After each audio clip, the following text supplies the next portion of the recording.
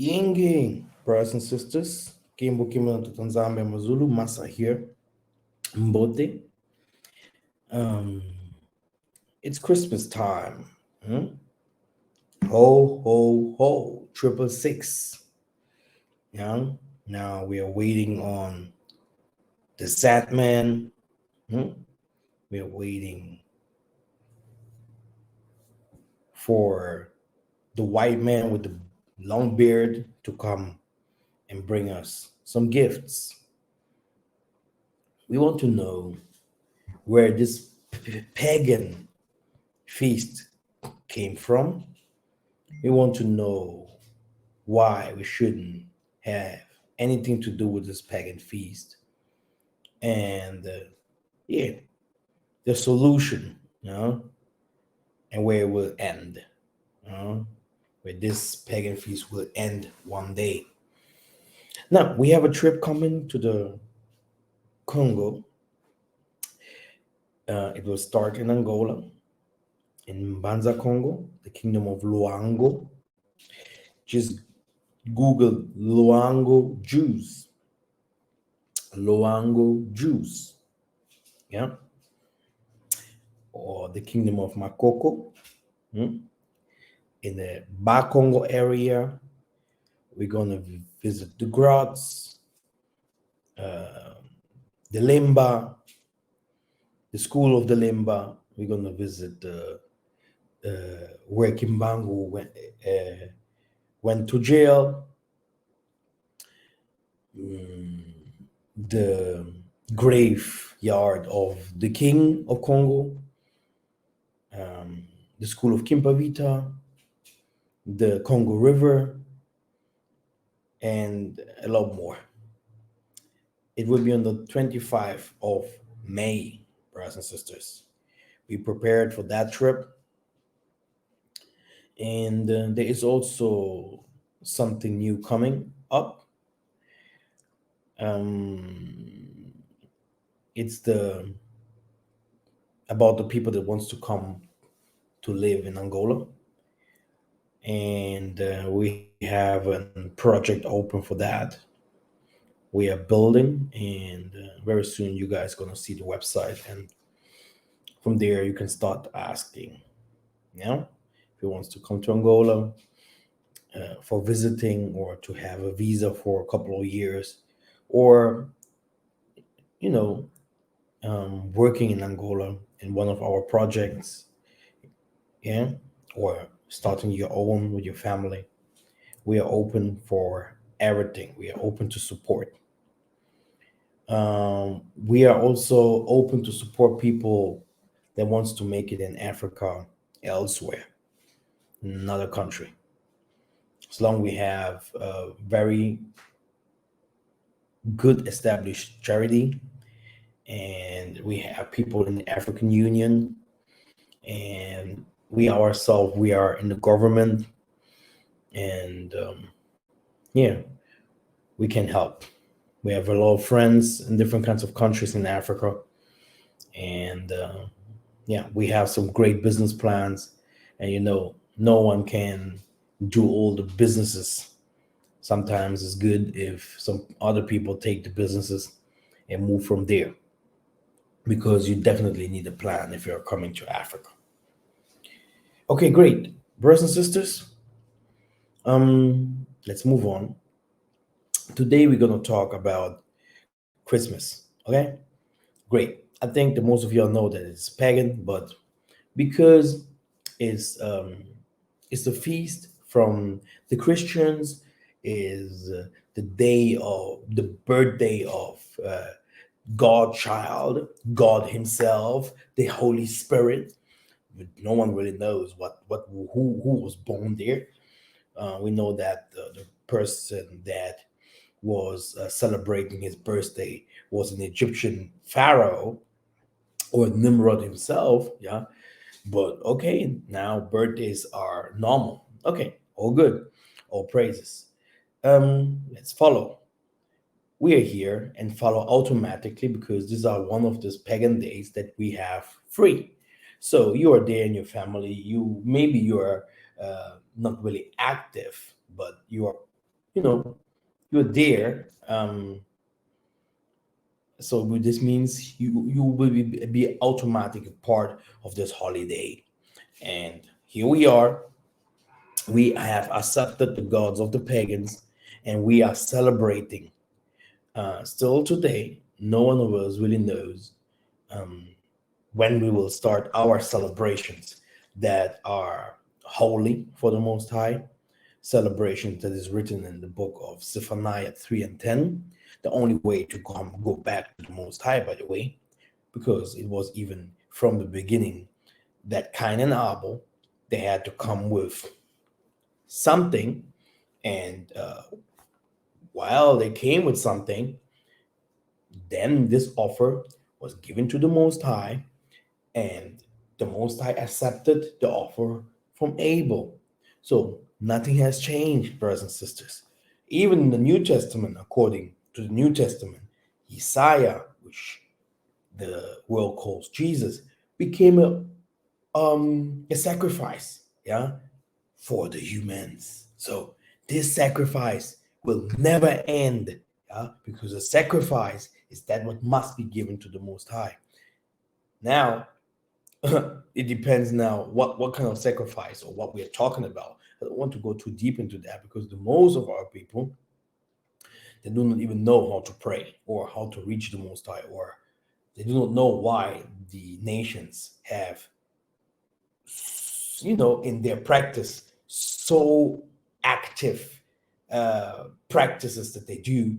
What they do not know why it is so effective, and they're receiving things like it does, because many people are really not spiritual, and it wasn't given to everyone. It was given to the Levites. Yeah, many people will now saying that everyone can just teach about spirituality here and there. It's a damn lie. Okay, but this is up to you. You know, we're going to see later. Now, brothers and sisters, let's move on to our topic. Kembo, Kembo na Tatanzambi ya Mazulu. Now,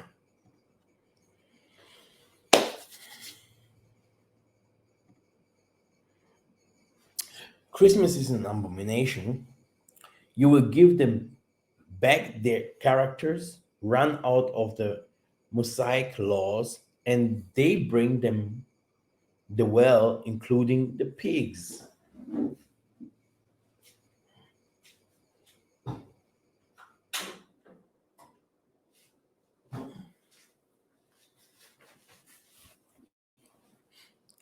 If I had not come and spoken unto them, they had not had sin.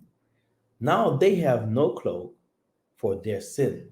Yeah, because the Most High, He revealed Himself to us, and He said, "Look, come out of Babylon. Don't be a part of it. Who can unreveal or unravel its mysteries?"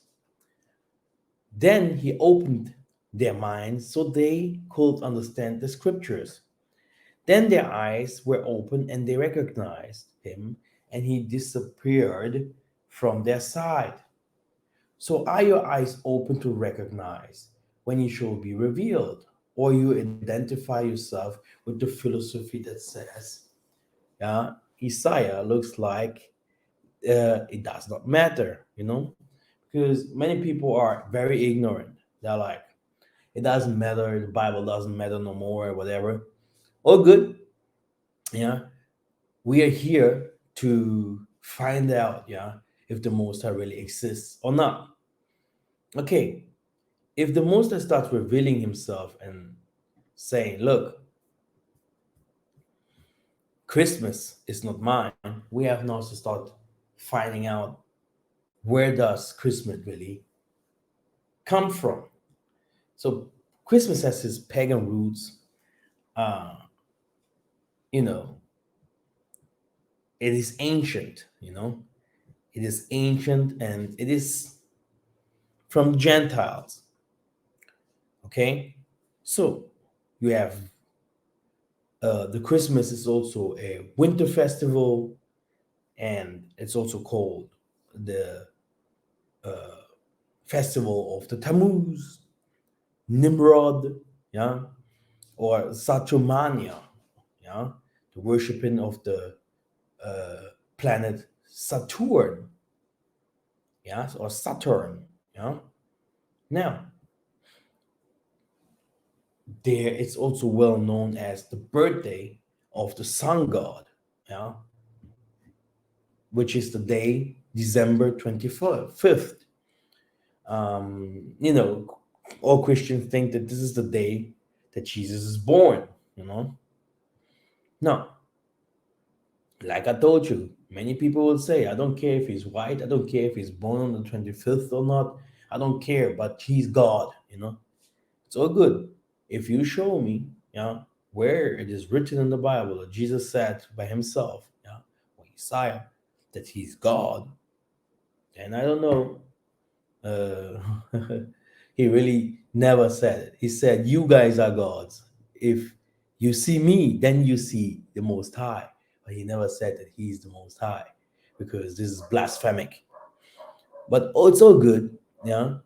People have never understood that they themselves are the Most High. This is something that hurts everyone, yeah, because they want anyone others to take the responsibility for the crap that they did. Engraving of the god Saturn by Polidoro da Caravaggio. Christmas, what is this day really about? What is the origin of this day? Are we really celebrating the birth of Christ? Yeah? Isaiah Kong, Saturn, also Zeus or Jupiter? Is Christmas actually the reinvent of Saturnalia Day? Also Saturday or Saturn Day? Okay. Proverbs 4 and 7. Get wisdom, get understanding. Forget it not, neither decline from the words of my mouth. Hallelujah. The two Babylons, subtitled Romanism and its origin. The festival of Rome are innumerable, but five of the most important may be singled out of for elucidation. Christmas Day, Lady Day, Easter, the Nativity of Saint John, and the Feast of the Assumption. Each and all of these can be proved to be Babylonian. And first, as the festival in honor of the birth of Christ or Christmas, how comes it that the festival was connected with the 25th of December? There is not a word in the scriptures about the precise day of his birth or the time of the year when he was born. What is recorded there implies that at what time soever his birth took place, it could not have been on the 25th of the December. At the time that the angel announced his birth to the shepherds of Bethlehem, they were feeding their flocks by night in the open fields. Now, no doubt, the climate of Palestine is not to serve as the climate of the country, but even there thought the heat of the day be considerable. The cold of the night from December to February is very piercing, and it was not the custom for the shepherds of Judea to watch their flocks in the open fields later than about the end of October. Okay. Now, birthdays of Savior gods worshipped on December 25. Huh? So, like I told you guys, Jesus, Jesus, Jupiter, you have different kinds of other gods, yeah? Krishna, you know, and Egyptian gods, Babylonian gods. They were also born with the virgin birth, you know. There were also God's sons, like Odin's son, Thor, and whatever. Or, many similar things with Jesus, the man that can save us. But you yourself check out this Bible verse out. It's Isaiah 14 and 2. And 11, Isaiah 14 and 11, which says that Isolele is the only one. They are the only people that are serving a God that can't help. Yeah, because every nation has his God, and it will never change. Yeah, okay. I Yesterday I preached about the Nazis and why I support the Nazis, why I understand their ideology. Yeah? They love each other. Okay, there's nothing that is bigger than love, and these people love each other. They will kill for each other. They will kill for their countries. They will kill for their children, even up to the last man. But black people never love themselves. So if you do not love yourself, yeah, how can you love the Most High? Bingo. Okay, bingo. That's it. Okay? So don't come with anything. Oh, I have power. I'm black. I'm Hebrew and whatever. You have no love. That's it. You're not doing anything for your people. Yeah? That's it. You're nothing. You just blah, blah, blah. Do your thing like a Muzungu. You are. And whatever. But, you know, I respect the nation, Chinese and whatever who they are. They love each other for a reason because they know. Yeah? They're putting their God high. They're putting their ideology hard, their culture. They love their color. They love their land. Yeah. They love their politicians. And everything goes according to, hey, we are a world power. We are the chosen. But our people, they're dividing themselves. People in America hate people in Africa. People in Africa, they're not smart enough. They can't do anything. So it's a lot of things going on. It's a lot of things going on. People in the Caribbean, they are completely lost. Ave Maria, or whatever. So what's going on here? So we are really uh, a destroyed or a lost nation, yeah, like it is written in Isaiah 14 and 11. Please watch this verse out. I love it. Birthday of Savior, God worshipped on December 25th. Hermes, Buddha, Krishna, Horus, Hercules, Adonis, Dionysus, Zarathustra, he himself, Lucifer, Jesus, yeah, Mithras, Tammuz. Okay. Now, according to the scripture, yeah, Yeshua's feast was born on September the 3rd. No, the very name by which Christmas is popularly known among ourselves, Yule Day, proves at once its pagan and Babylonian origin. Yule is the Chaldee name for an infant or a little child.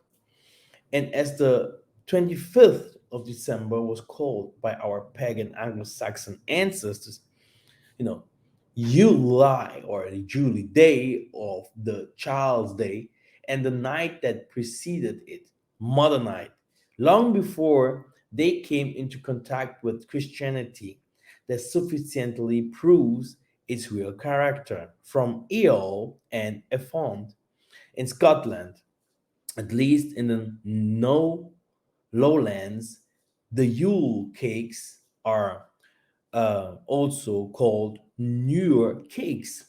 Now in Chaldee, now signifies bird. Therefore, Newer cakes are bird cakes. The Scandinavian goddesses called Norn, who appointed children their destinies at their birth, evidently derived their name from the cognate Chaldee word nor, a child. The Christmas tree, as has been stated, was generally at Rome a different tree, even the fear. But the very same idea as was implied in the palm tree was implied in the Christmas fear, for that covertly symbolized the newborn God as Baal, Barith, Lord of the covenant, and thus shadowed for the perpetuity and everlasting nature of his power. Not that after having fallen before his enemies, he had risen triumphant over them all. Baal Barith, which differs only in one letter from Baal Barith, Lord of the Covenant, signifies Lord of the Fear Tree. Therefore, the 25th of December, the day that was observed at Rome as the day when the victorious God reappeared on earth, was held at the Natalis Infecti Solis, the birthday of the unconquered Son. Now, the Yule dog is the dead stock of Nimrod. They feared at the sun god, but cut down by his enemies. The Christmas tree is Nimrod. Redivivus, the slain god, came to life again. In the light reflected by the above statement, on customs that still linger among us, the origin which has been lost in the minds of horror antiquity. Let the reader look at singular practice still kept in the South on Christmas Eve of kissing under the mistletoe board. So, what was Saturnalia? The fact is that the Romans loved festivals, and officially, Saturnalia commemorated the winter solstice as well as honoring Saturn, the god of agriculture, wealth, and liberation. Most Roman holidays were never confined to a single day, and Saturnalia was a week long celebration lasting from the 7th to either the 23rd or 24th of December, described by the Latin poet Catullus as the best of days. It was the most popular holiday of the Roman calendar, attested by the fact that many of its traditions still survive to this day. Its exact date of origin is unknown, though references to the holidays are made as early as the 4th century BC, like other holidays and festivals. At its core, Saturnalia was a religious observance bait.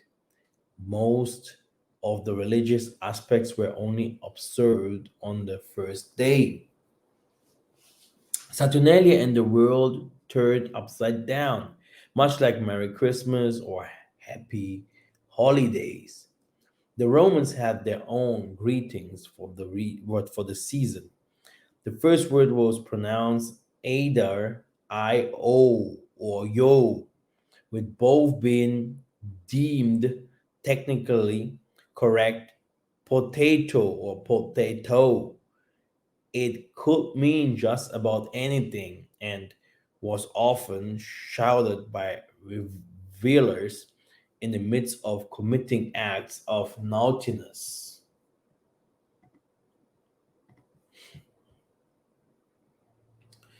During Saturnalia, courts were suspended, as were many laws. Roles were also famously reversed, with slaves becoming masters, their masters having to serve them. The extent of this varied from house to house. It is most likely that while servants did have their own formal banquet with the master serving them, the food was already prepared. We also cannot forget the wicked love making with anything. The practice of debauchery, immorality was rampant during this time.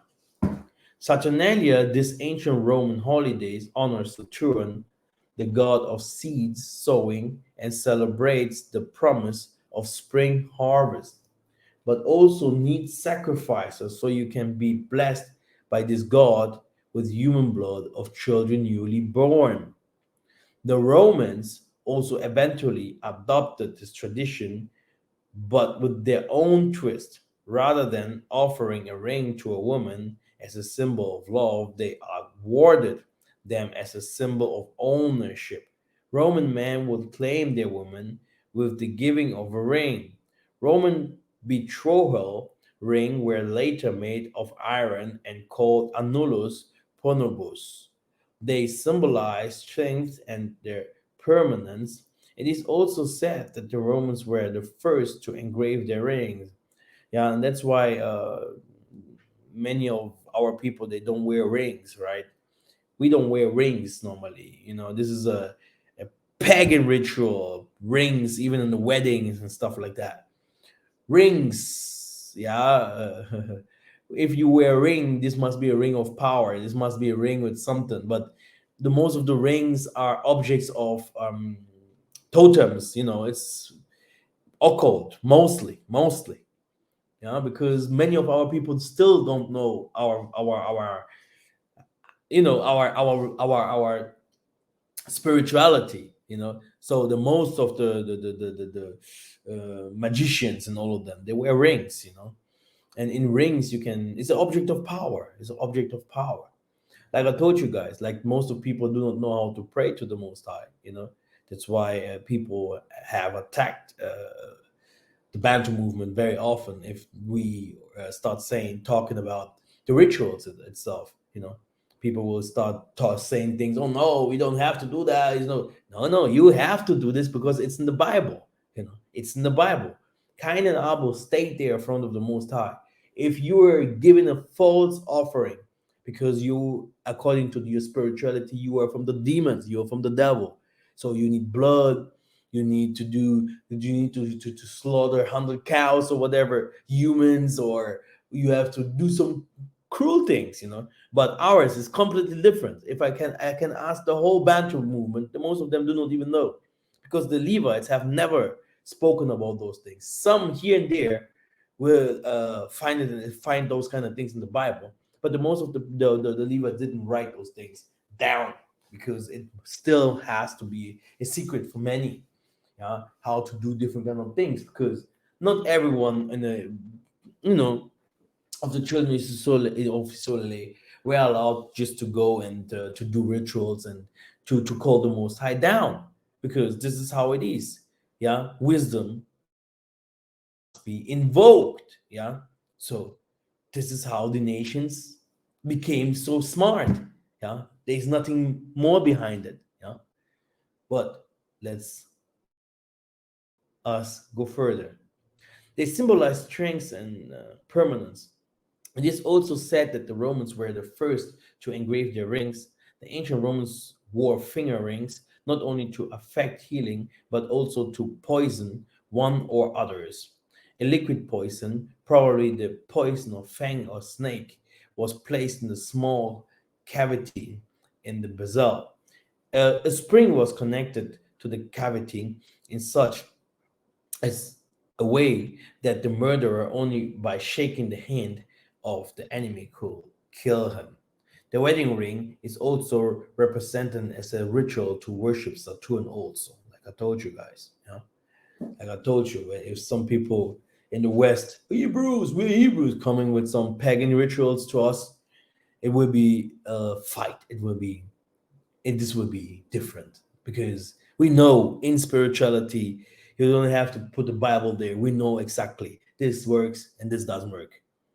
It is like it is. The meaning of the wedding ring is as a symbol of marital commitment finds its origin in pagan mythology and superstitions. You know, like when I was wearing my ring, or if wear my ring, it's just for not even showing that I'm married. It's just like for bling bling, you know.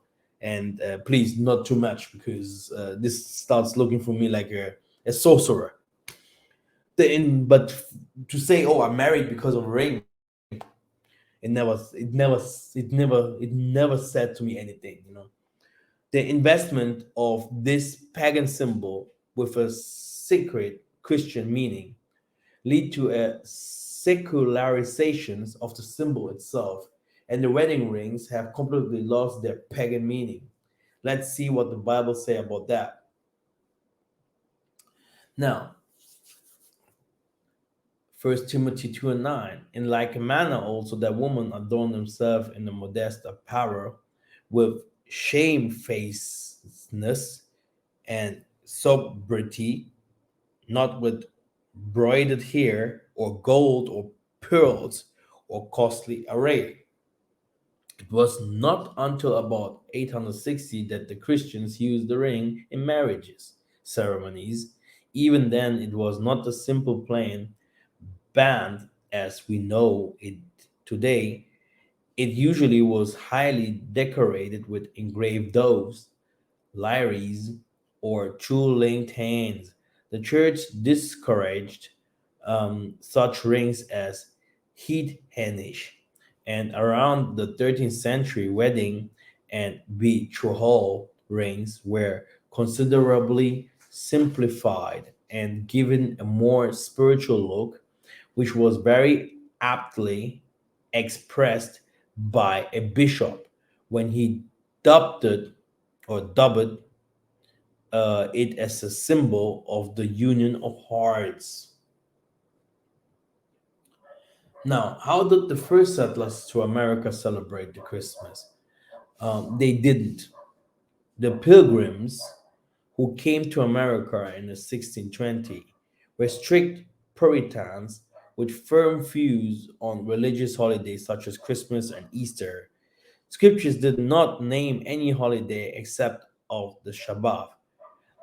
They argued, and the very concept of the holy days implied that some days were not holy. They for whom all the days are holy can have no holiday was a common Puritan maxim. Puritans were particularly contemptuous of Christmas, nicknaming it Foolstide and banning their flock from any celebration of it throughout the 7th and 18th centuries. On the 1st December 25, the settlers spent in Plymouth colony. They worked in the fields as they would on another day. The next year, a group of non Puritan workmen caught celebrating Christmas with a game of stool ball. An early persecutor of baseball were punished by Gov. William Bradford. My conscience cannot let you play while everybody else is out working, he told them.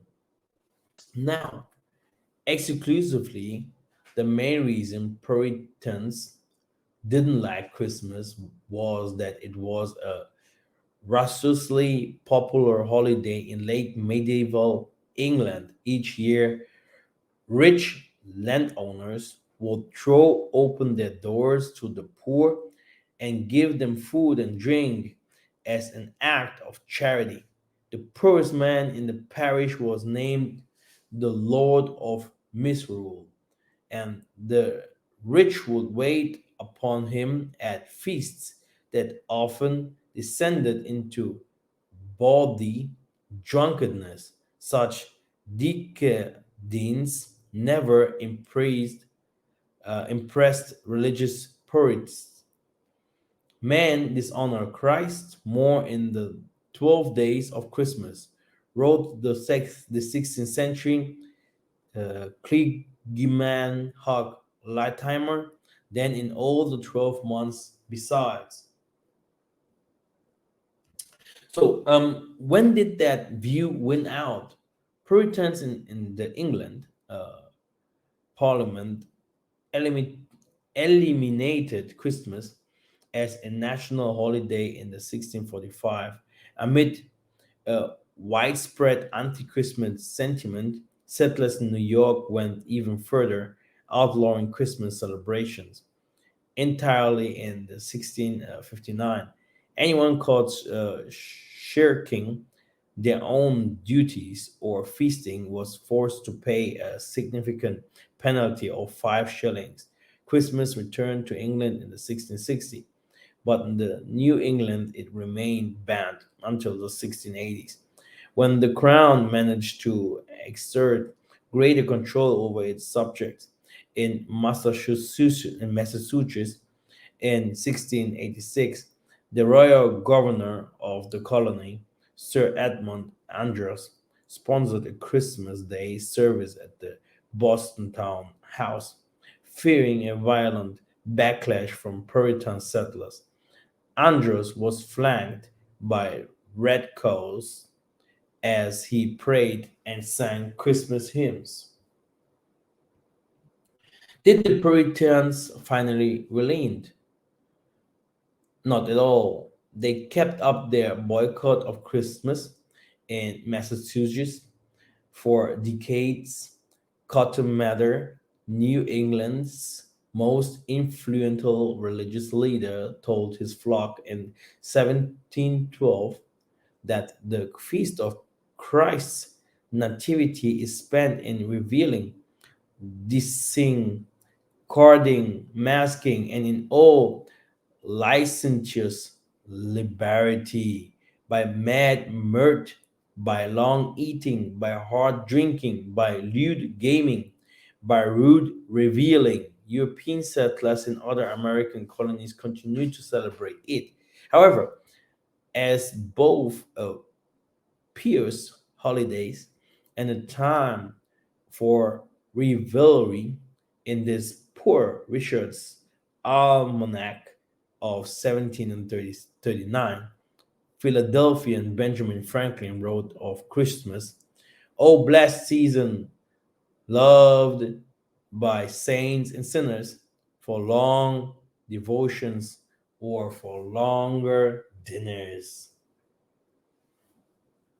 Now, Christmas was illegal in the US until 1836, as it was considered as an ancient pagan holiday, brothers and sisters. Okay, as you can see, Nimrod, yeah, ancient Nineveh artifact, as you can see, O Tannenbaum, the tree, and the Santa Claus, uh, Jeremiah 10 3 to 4. For the customs of the people are vain, for one cutteth the tree out of the forest, the work of the hands of the workmen with an axe. They deck it with silver and gold, they fasten it with nails and with hammers, that it moves not. Okay. And many of you may already know today's day is all about this guy, Nimrod from ancient Babylon. He was a twisted, evil king who started civilizations after he died. His mother and baby mother, yes, had a child with his mother, yeah, Semiramis, claimed that a Christmas tree, pine tree, arose from his grave. She claimed the spirit of Nimrod visited the evergreen tree to place gifts on it.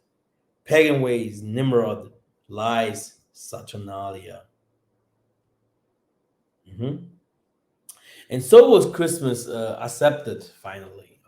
Um, okay. Anti-Christmas sentiment flared up again around the time of the American Revolution. Colonial New Englanders began to associate Christmas with royal official doom and refused to mark it as a holiday, even after the US Constitution came into effect. The Senate assembled on Christmas Day um, in 1797, as did the House in 1802. It was only in the following decades that disdain for this holiday slowly ebbed away. Clement Clark Moore poem, uh, A Visit from St. Nicholas, aka Twas the Night Before Christmas, was published in New York in 1823 to enormous success. In 1836, Alabama became the first state to declare Christmas a public holiday, and other states soon followed suit. But New England remained defiantly Scrooge like as late as 1850. Schools and markets remained open on Christmas Day. Henry Wadsworth Longfellow finally noted a transition state about Christmas in New England in 1856. The old Puritan feeling prevents it from being a cheerful, hearty holiday, though every year makes it more so. He wrote, Christmas Day was formally declared a federal holiday by President Ulysses S. Grant in 1870. So let's see some of the pictures for a better understanding of Saturn. Oh, that's Christmas, you guys. Also, the reason why the judges in the courts were black. It's because it's from the Saturnian cult in Freemasonry. When we graduate from school, we also wear black. Much more, just look around you. You will see the people who worship Saturn. Okay. Cronus was the king of the Titans and the god of time. In particular, time, when viewed as the destructive, all devouring force, he ruled the cosmos during the Golden Age after castrating and deposing his father, Uranus. uh, Sky.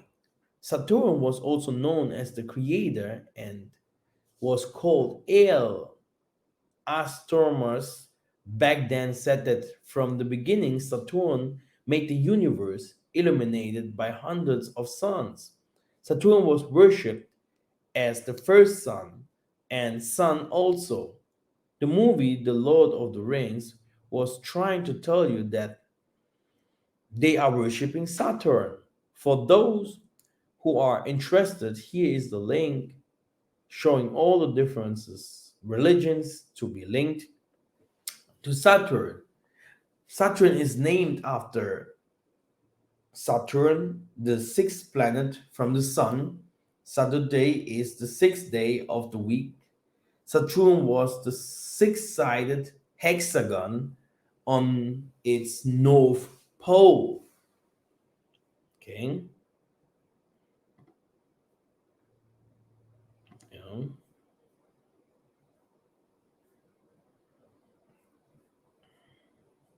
Brothers and sisters, as you can see, there's a lot of knowledge, yeah, a lot of things that we have to learn. Capricorn is represented by the sea goat and mythological hybrid like the Sagittarian centaur that's a cross between a goat and a fish, a cardinal earth sign ruled by Saturn, Capricorn or Makara in Vedic. Capricorn, December 22 to January 20th. Capricorn begins a day after the winter solstice.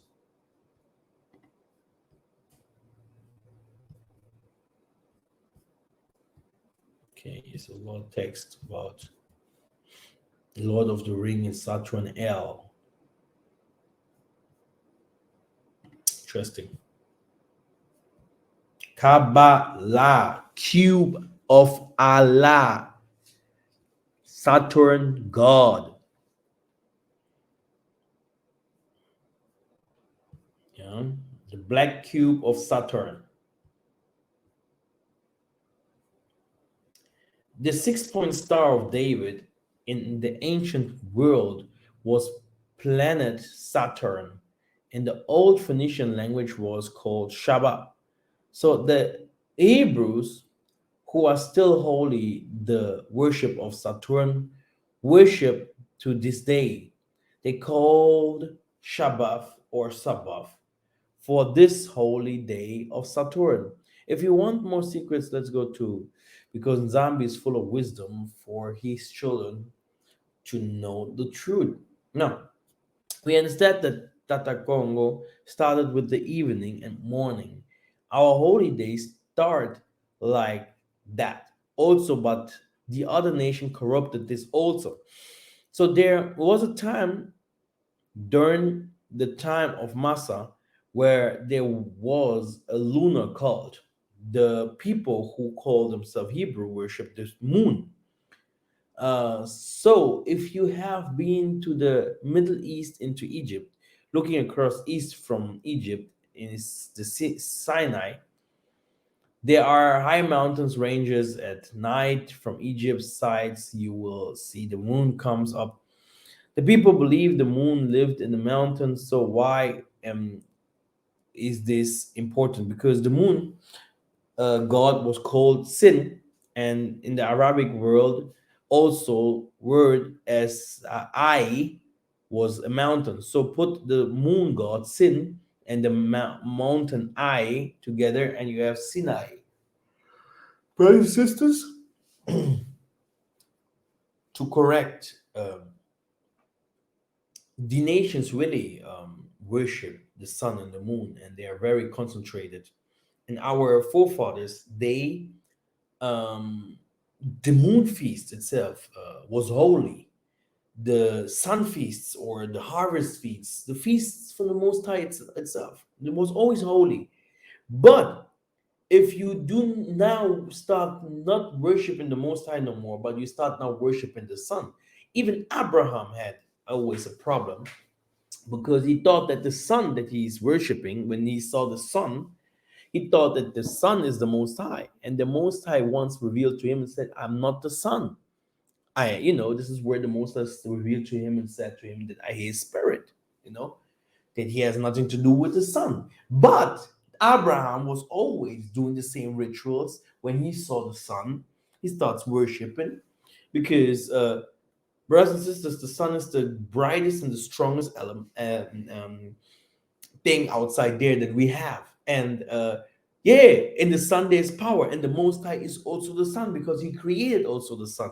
It depends always how you address or to whom you address, your prayers. And this is the problem. This was the problem from Cain and Abel. Okay, you guys have to know that. You guys have to know that. So that's why these nations have power, because indirect they worship something else, and they do it with effect. It works.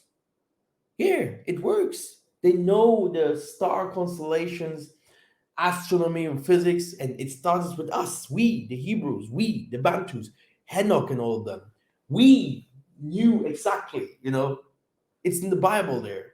Orion, and the wagon, and all the human, the waterman, yeah, time. We knew exactly. The pharaohs also, they knew exactly, yeah, what astronomy is. But then it starts mixing up, like Pharaoh, like Solomon did, start mixing up, starting now to give sacrifices to the Mammon, to Baal.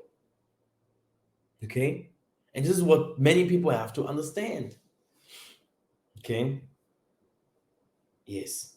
In many countries, engagement rings are placed on the ring finger of the left hand. And one time it was believed that these fingers contained a vein, the vena amoris, that leads to the heart. Vena amoris is Latin name meaning literally vein of love. Traditional belief established that this vein ran directly from the forefinger to the left hand to the heart. This theory has been cited in the Western cultures as one of the reasons the engagement ring and or wedding ring was placed on the forefinger or the ring finger. The earliest use of jewelry to signify bonding was often chains and bracelets. This involved to the use of the symbolic ring. In ancient Egypt, the sun and the moon gods were feared and worshipped. A ring was a symbol of these spirits, both of whom were also related to the home and earth. The endless circle showed the uh, eternal nature of the bond, while the open center was meant to be doorway to things unknown. So now, 1 Peter 3 1 to 7. Wives, in the same way, submitted yourself to your own husbands, so that if any of them do not believe the word, they may be won over without words by behavior of their wives. When they see the purity and the reference of your lives, your beauty should not come from outward adornment, such as elaborate hairstyles and the wearing of gold jewelry or fine clothes. Rather, it should be that of your inner self, the unfading beauty of a gentle and quiet spirit, which is of great worth of the Tanzami's sight. For this is the way the holy women of the past who put their hope in Zambia used to adorn themselves. They submitted themselves to their own husbands, like Sarai, who obeyed Abraham and called him her master. You are her daughters if you do what is right and do not give away to fear. Now, husbands, in the same way, be considerate as you live with your wives and treat them with respect as the weaker partner, and hears with you of the gracious gift of life, so that nothing will hinder your prayers. Hallelujah. Ancient symbols, as you can see, yeah, little rings, okay, South Pole, Saturn, etc., etc. Okay, let us wake up, brothers and sisters. Yeah, I hope you understood everything. Yeah, Kimbo Kimbo Tatanzame Mazulu. Let him give us more understanding.